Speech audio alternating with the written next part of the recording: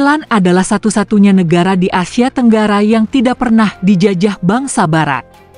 Tapi sejarahnya justru dikuasai oleh kekuatan dari dalam, militer. Mengapa negara dengan sejarah panjang, kebudayaan luhur, dan ekonomi yang cukup kuat justru menjadi negara dengan jumlah kudeta terbanyak di dunia? Apakah demokrasi di Thailand memang rapuh?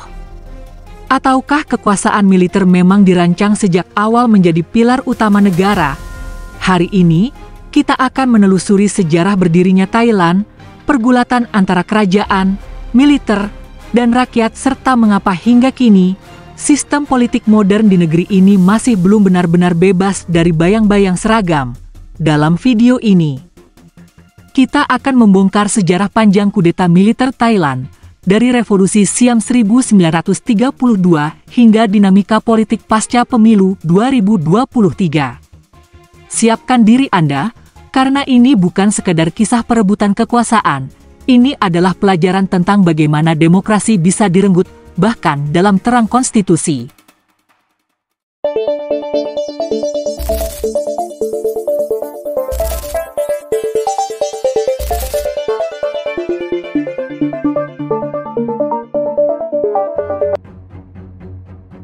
Thailand, dahulu dikenal sebagai Siam, adalah kerajaan besar di Asia Tenggara yang tidak pernah dijajah secara langsung oleh bangsa Eropa. Melalui diplomasi Raja Mongkut dan Raja Chulalongkorn, Thailand berhasil menjadi penyeimbang antara kolonialisme Inggris dan Prancis. Namun keberhasilan ini dibayar dengan reformasi internal besar-besaran, sistem pemerintahan mulai mengadopsi model barat, birokrasi modern dibentuk, dan, yang paling penting, militer sebagai lembaga negara mulai diperkuat secara sistematis. Raja Vajiraput, atau Rama VI, mendirikan Akademi Militer pertama Thailand pada 1905. Para lulusannya kelak akan menjadi tulang punggung kudeta militer pertama negeri ini.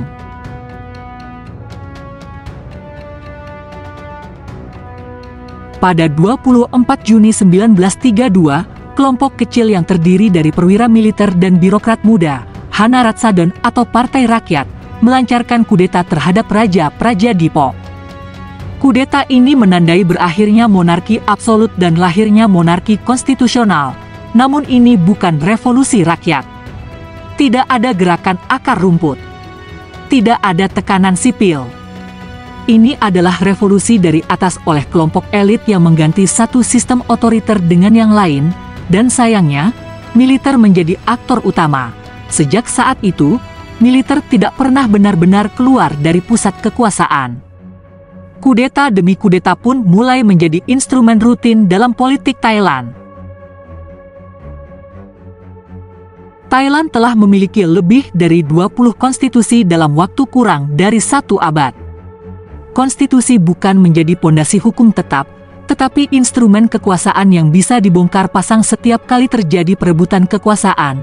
Setiap kali militer mengambil alih pemerintahan, mereka menghapus konstitusi sebelumnya dan menyusun versi baru yang menguntungkan posisi mereka. Ini menciptakan sistem hukum yang tidak stabil dan membuat demokrasi sulit bertahan. Dalam sejarah modern Thailand, militer lebih dari sekadar pelindung negara. Mereka adalah pelaku politik aktif.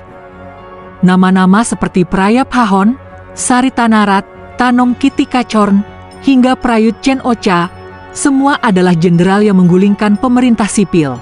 Militer tidak hanya punya senjata. Mereka punya sekolah, universitas, rumah sakit, hingga konglomerasi bisnis. Ini membuat mereka bukan hanya kekuatan tempur, tetapi juga elit ekonomi dan sosial. Setiap krisis politik selalu berakhir sama, militer mengambil alih. Demokrasi dibekukan.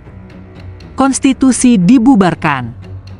Dan rakyat harus menunggu normalisasi dari jenderal yang duduk di kursi Perdana Menteri.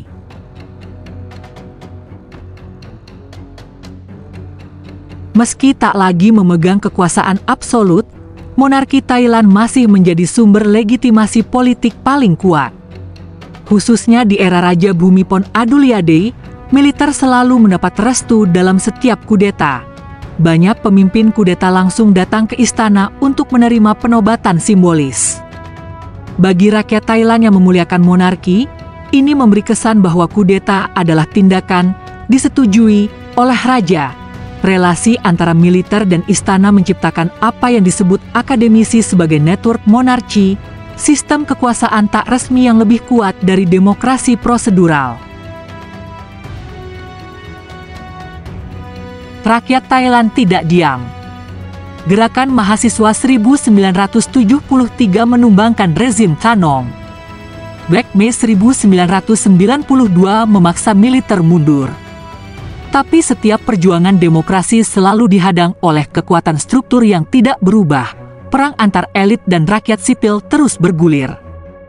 Kaos merah melawan kaos kuning. Thaksin melawan istana. Move forward melawan sistem. Tapi sistem itu sendiri tidak pernah benar-benar berganti.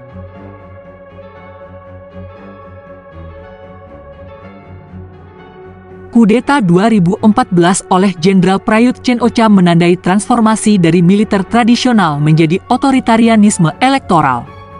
Militer membuat konstitusi yang memungkinkan mereka menunjuk 250 anggota senat yang punya hak veto. Meski Thailand kembali menggelar pemilu, hasilnya tetap dikendalikan lewat sistem yang tidak netral.